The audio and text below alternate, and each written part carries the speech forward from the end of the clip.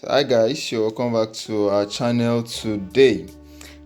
Probably you are trying to connect your Amazon Fire Stick remote to maybe your TV, and it's probably not getting connected.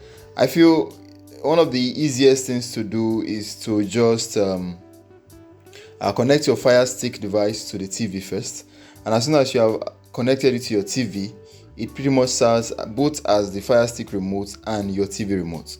So it does pretty much the same thing as both for so it basically just replaces your TV remote.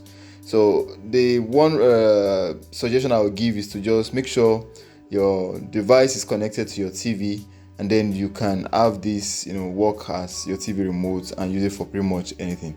You can use it to change your volume. The only thing you can't do with it is to maybe change the input devices for your Amazon Fire Stick for your TV. Apart from that, it does pretty much everything you need to do with your Fire Stick.